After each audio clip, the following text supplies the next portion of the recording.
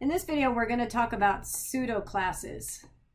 What? Okay, so in W3 Schools, I'm going to type in pseudo classes. There's the word, and see what W3 Schools has in store for us. What are pseudo classes? That's on W3 Schools. I think I'll go there. So it turns out that pseudo classes are something that gives us the ability to set styling to based on a special state of an element. State of an element. That's weird. Okay. So if I read the bullet points, it says when a user mouses over it. So in other words, by mousing over this green box, I get this blue box. So something about that. Visited and unvisited links will appear differently. And then style an element when it gets focused. So let's scroll down. I'm going to draw your attention to the syntax first of all. We've already seen this syntax is new right here. Up to now we've seen a selector like P or H1, and then we've seen the open and curly braces, and we've seen a property like, or a tag like like color. Value might be red, or we might have background color, it might be gray, or that kind of thing. So what's new now is this selector H1, and we're going to be doing an A tag down below here with a colon and then whatever that pseudo class is. So here's the new part that we're going to look at now. So I'm going to scroll down a little bit, and the first example we'll do is right off of this scenario right here. When we are looking at our anchor tags, our A tags, remember that's what we use to create the hyperlink. We have different states of the link. In other words, when we create the A tag, it automatically defaults to that blue color that's underlined. And so that automatic default is a state that we call link. If the user clicks on that link, if you go back to the page, if you've ever noticed, by default, the visited color by default will have a different color, and I'll show you an example of that. So we want to have control over if they clicked on it, we want it to be a different color. That gives them a visual history of whether or not they've already been to that link. We have the ability to change those colors or make the colors the same, but by default, that's how those things work. If the user puts their mouse over that link, we've already seen or are aware of that we get that little finger that kind of points at the link. We can change the color. So similar to what was done in this up here, where we hovered over this box, the color changed. So as I hover over it, so as we hover over a link, we can make the color look different. And then when the user moves the mouse away, the color goes back to whatever it was before. And then active is a state that we really don't see very easily. It's when the user is actually clicking on a link, then we can change the color of that link as well. But because it happens so quickly, it's not something that's really noticeable. So let's do an example of these so we can see them in motion here. All right, so what I have set up is 2 pages, and then what those pages look like. You can see that I've created my nav semantic tags, and indicating that I'm going to have some navigation inside of those open and closing nav tags. And in fact I do. I have 2 A tags, 2 ahrefs that are, one is leading to an about us page, aboutus.html, which is right here, and then one that leads us back to the index page. Remember, for consistency on our web pages, no matter what page we're on, we want to provide the same navigation on all of our pages. So in other words, if I'm on the index page, looks like this is my About Us page, I still want to link to the About Us page and the home page just for consistency. It helps the user keep track of where they are. So on all of our pages, our navigation should be the same. And so this is my About Us page, and on the About Us page, first of all, let me draw your attention to the fact that these links are 2 different colors.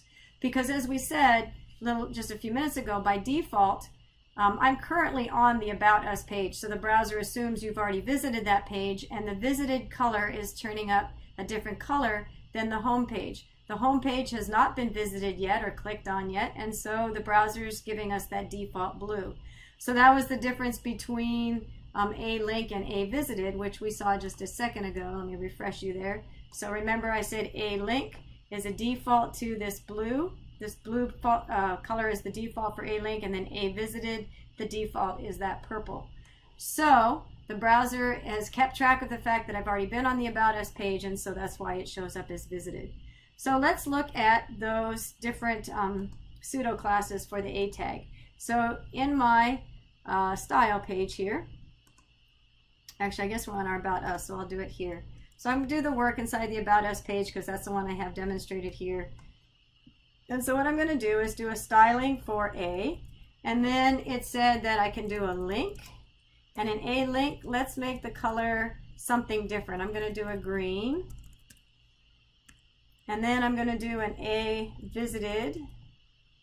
And we'll make the color yellow, just for visual. None of those are real pretty, but it's just helping us really see it. So now if I reload this page, you can see, albeit hard to read, and I certainly wouldn't leave it like this, but you can certainly see that the A link is different than the A visited link. And that my visited link is the yellow, and my active link, or my unvisited link, is this green. All right, so the other one that was mentioned is a hover. And let's see that one work. So I'm going to do a color red. And if I save that and reload it, I don't see a red, but you can see that if I mouse over it, then I'm going to get a different color. So those are handy. And then just for demonstration, let's do the A active, and I'll do color purple just to see it happening. And the idea behind the color purple, and it's difficult to see, is if I'm hovering, if I click on it, now I'm holding the mouse button down. I haven't released the mouse button, and you can see that it is purple. So A active is as long as that mouse button is held down. But who holds their mouse down forever and ever? Usually it's just, I'm going to pull away so we can see it. Usually it's just a quick click, right? And so you don't really see that happening, but that's what it is. And so now that I have, I'm going to go back to the About Us page. Now that I have clicked on the home page, you can see that it is a visited link, and so now it's showing up as yellow. So for consistency, I would probably not do this. You could put that over here, and so I have that, and that makes sense. But then if I change the colors, then I have to change them on both pages. So to be better about this, I think the best thing to do would probably be to make a style sheet that shares both of those. But we've done that in another video. So the other thing I want to show you is, just another example. I would encourage you to scroll down and look at all the different other types of pseudo classes that you can use. You can use that hover pseudo class over just about anything, H1, whatever you want to use. I'm going to keep going down.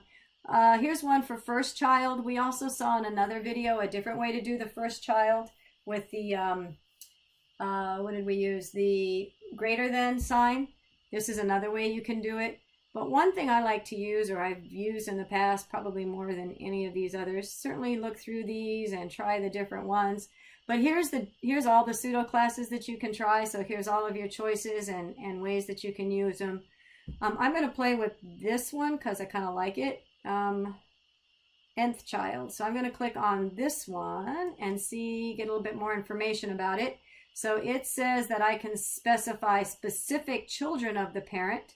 And the one I really like, or I use more than others, I'm going to scroll down. And this one's kind of handy. So I can use odd or even. So all the odd children, that doesn't sound right, but that's okay. And all the even children I can do in different ways. So let me show you what I mean by that. So in this example, I'm back on the About page. I'm going to come over to the index page here.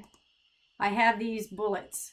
And so maybe it's kind of hard to read, and it would be easier if I had all the odd children with a different background color, sort of to set aside each row.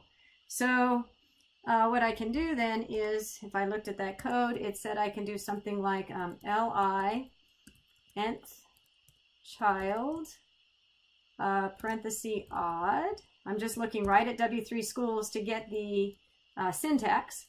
And then let's do background. I can get rid of About Us because we're not playing with that anymore. Background color, let's do something like pink. And let's see what happens. So now you can see that it is taking all the odd children and giving it that background color. So those pseudo classes, and like I said, I'd encourage you to look it up in W3 schools and look at all the different choices. But these are used all the time, not necessarily the active, but certainly these two and possibly the third. And this is just another example of one that can be used, which is kind of nice if you're making some kind of a list and you want to separate the list to make it a little bit more readable. So lots of other choices, but the big takeaway from this is certainly these pseudo links are used quite often in creating different colorings for our links.